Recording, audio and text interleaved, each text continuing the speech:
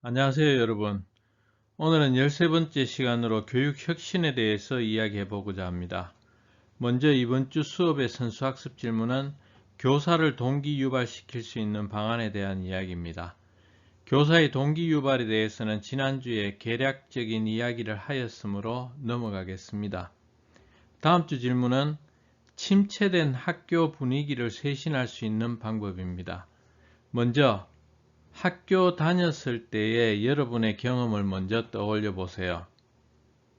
자신이 속한 학급이 중간고사나 기말고사에서 또는 체육대회에서 꼴찌가 되었다거나 학급에서 분실 사고가 자주 일어나서 교실 분위기가 흉흉하다거나 수업 시간에 들어오는 선생님들마다 너희 반의 수업 분위기나 수업 태도가 가장 좋지 않다는 이야기를 반복적으로 듣는다고 해보죠.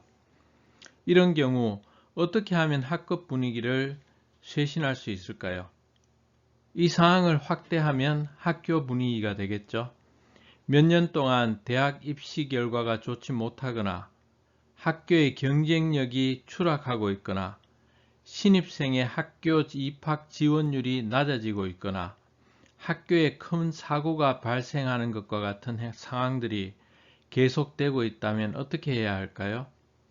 미시적이든 거시적이든 대안과 해결책을 한번 생각해 보기 바랍니다. 지난 시간에는 교육 정책에 대해서 살펴보았습니다. 생각컨대 존 롤스의 정의론을 짧은 시간에 정확하게 이해하기는 어려웠을 것입니다. 그러나 팀별로 모여 서로 해결책을 찾기 위해 토의하고 생각을 나누었다면 집단 지성이 발휘되어 이해가 조금 되었을는지도 모르겠습니다. 오늘은 교육 혁신에 대해서 이야기하겠습니다.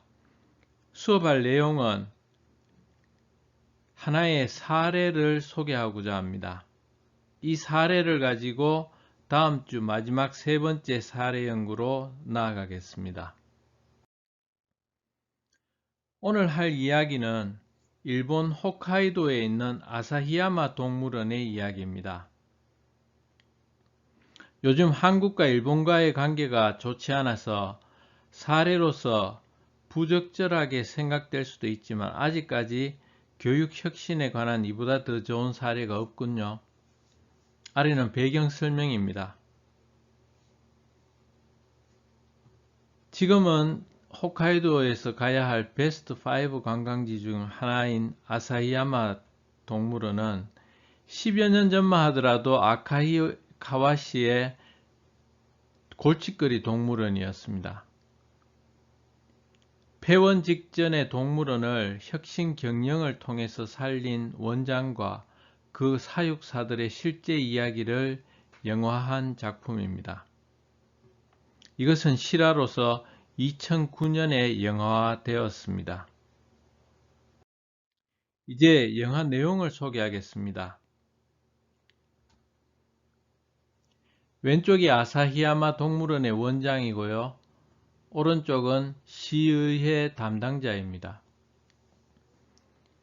원장은 항상 시의회에 아사히야마 동물원의 재정난을 호소하지만 시의회에선 예산이 없다는 말만 하고 오히려 경비를 더 삭감해 달라고 요청이 들어옵니다.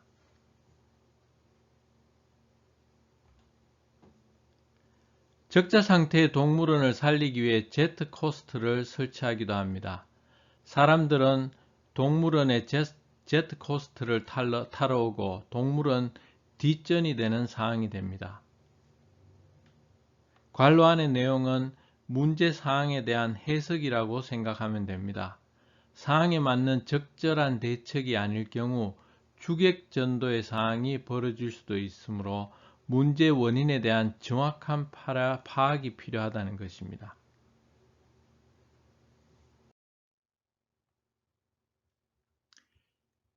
또한 환경단체에서는 동물원이 학대시설이라며 당장 폐지하라고 요구합니다. 그들은 무조건적으로 동물을 자연으로 돌려보내라고 농성을 하고 원장은 그들의 무지에 대해서 이야기합니다. 실제로 제주도에서도 돌고래 쇼를 중단하고 돌고래 쇼가 동물들에게 학대이니까 그것을 자연으로 돌려보내라고 그런 요구도 있었습니다.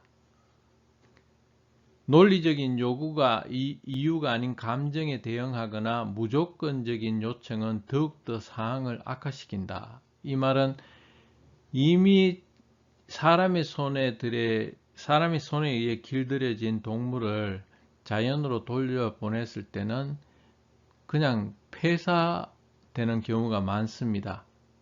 그래서 이 동물원의 동물들을 자연으로 돌려보낸다는 것이 능사는 아니다라는 것을 이 원장은 이야기하고 있다는 거죠. 무료로 겨울에 동물원을 개원했는데 이것은 관람객들에게 직접 동물들을 보여주고 가이드로서 설명을 겸하게 되는 체험학습 형태로 개원하게 됩니다.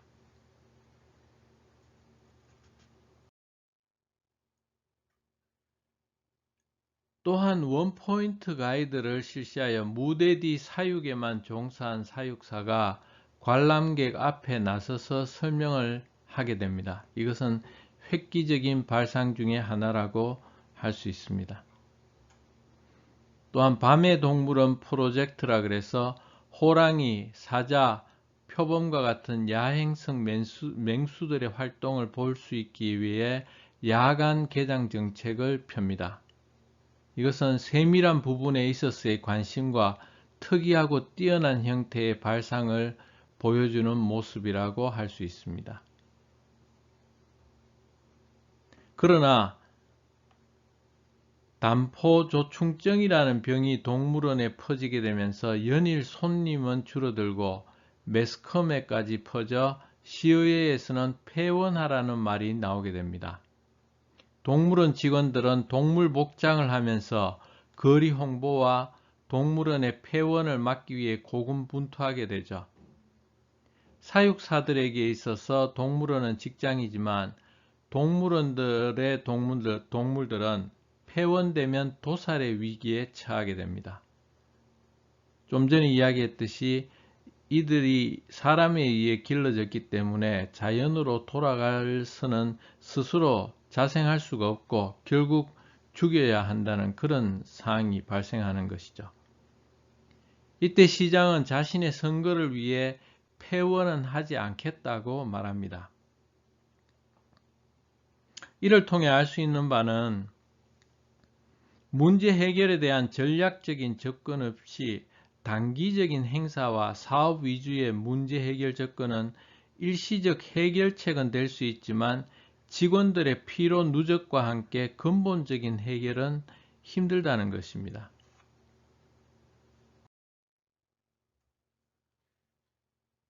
그런데 다음 해에 다른 사람이 시장에 당선됩니다. 동물원장은 시장의 마음을 움직이기 위해 일본 내 유명한 수족관과 동물원에 대한 자료 조사에 착수합니다. 그리고 시의회에서 예산 2억 엔이면 하늘을 나는 펭귄을 보여줄 수 있다라고 말하게 됩니다. 원장의 말에 웃는 부시장과 의원들의 표정입니다. 결국 동물원장은 근본적인 문제 해결을 위해 자료 조사에 착수하고 전략적 방법을 모색하게 됩니다. 시장은 정말 예산 2억 엔이면 가능하냐? 그렇게 질문하자 동물원장은 정확하게는 4억 5천만 엔이 든다라고 합니다. 시장은 펭귄이 하늘을 제대로 못 날면 당신의 혀를 자를 것입니다. 이렇게 결단을 내리고 지원을 하게 되죠. 그래서 마지막 프로젝트를 실현시키기 위해 2000년 여름 받은 예산으로 대대적인 공사를 시작하게 됩니다.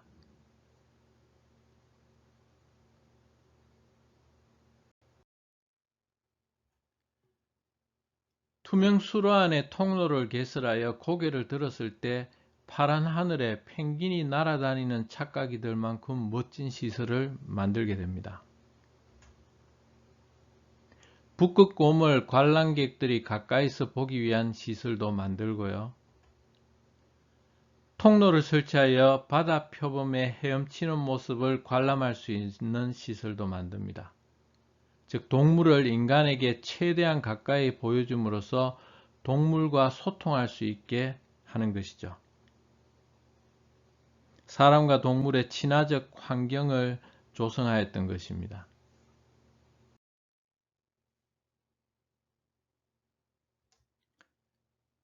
아사히야마 동물원은 겨울의 자랑인 펭귄 산책 시간을 직접 관람객들에게 보여줌으로써 틀에 박힌 모습이 아닌 자연스러운 모습의 동물들을 보여주는 동물원으로 널리 알려지게 됩니다.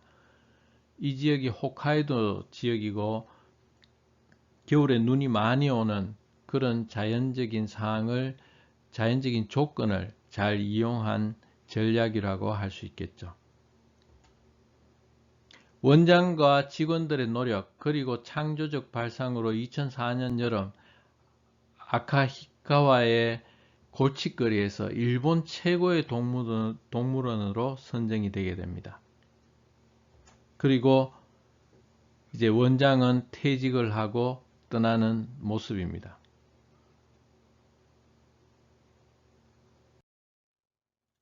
오늘 수업은 아사히야마 동물원의 혁신에 대해서 살펴보았습니다.